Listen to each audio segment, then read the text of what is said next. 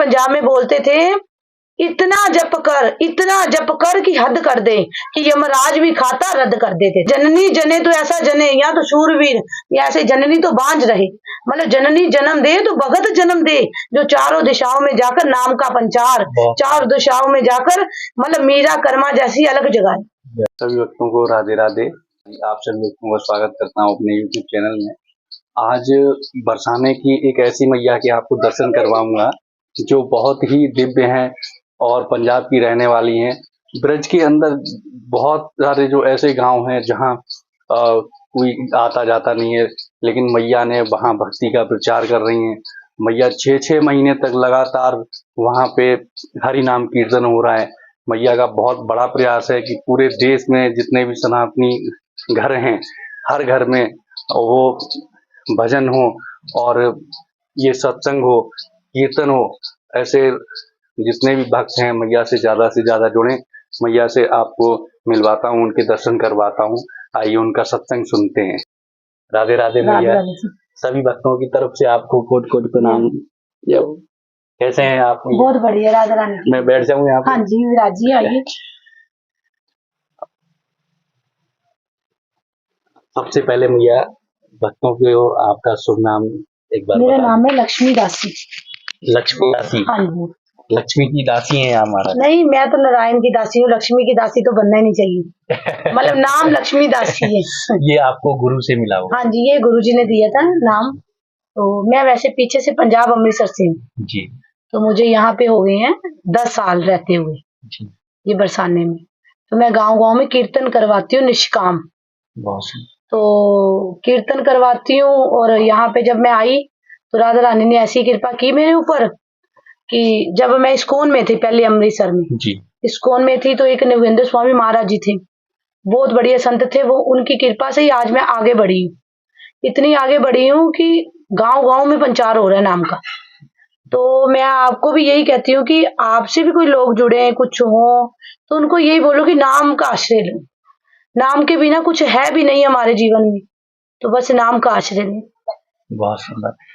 तो जैसे आपने बताया कि यहाँ पे 10 साल हो गए हैं आपको, तो आपका आना जाना लगा रहा होगा?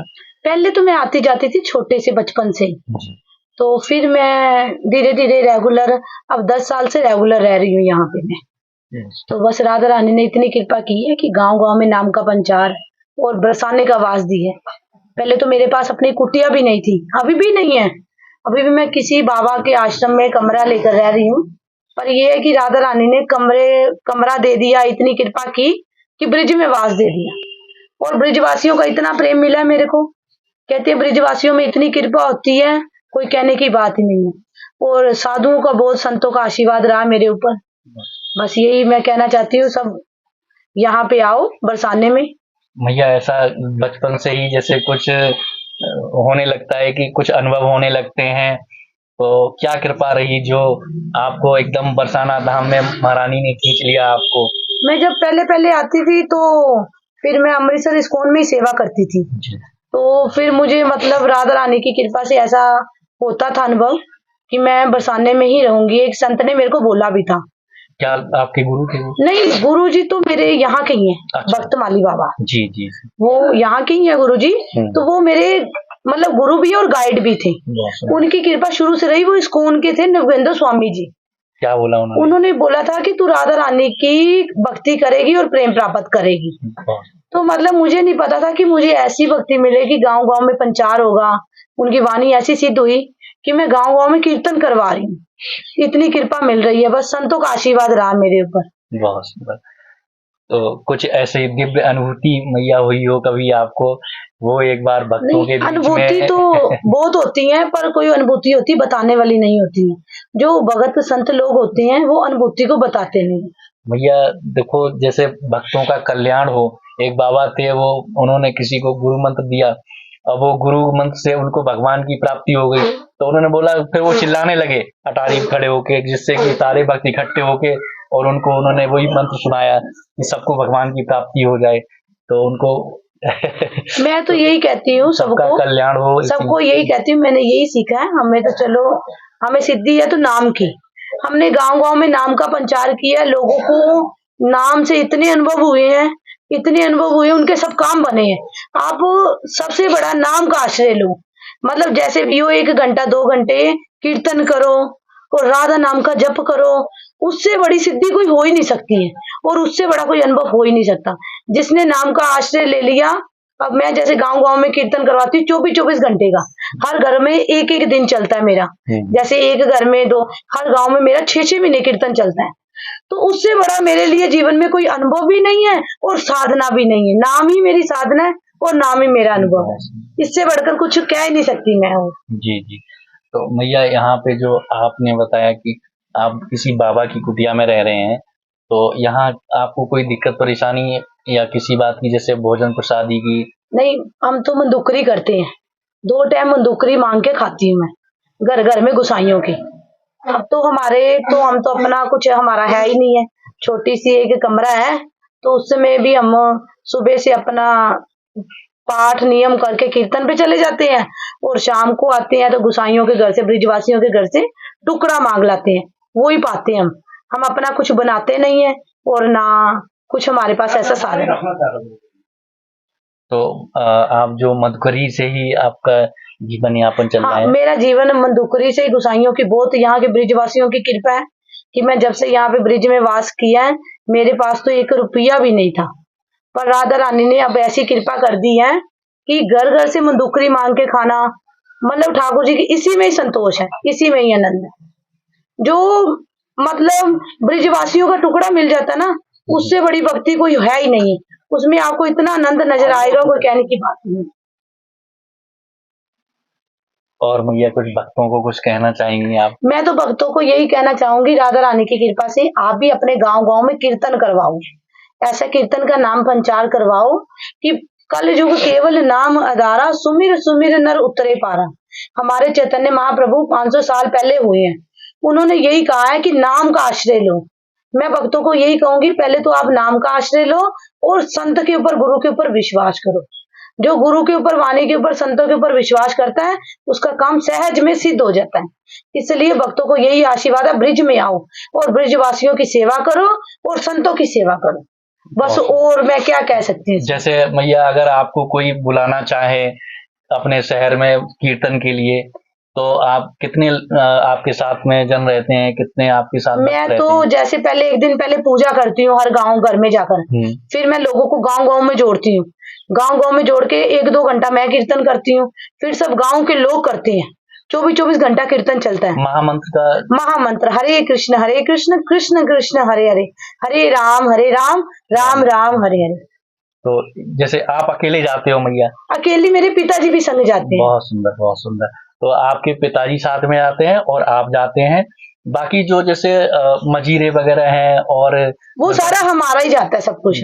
तो मंजीरा, स्पीकर, तो जैसे किसी मेरे भगत ने मुझे, किसी ने स्पीकर मशीन दी थी, तो वो मैंने सब कीर्तनों में लगा दी है। ढोलकी दी थी, वो भी लोगों को गांव-गांव में मैंने दे दी है कि कीर्तन करो। तो इतना कीर्तन का पंचार चल रहा है गांव-गांव में।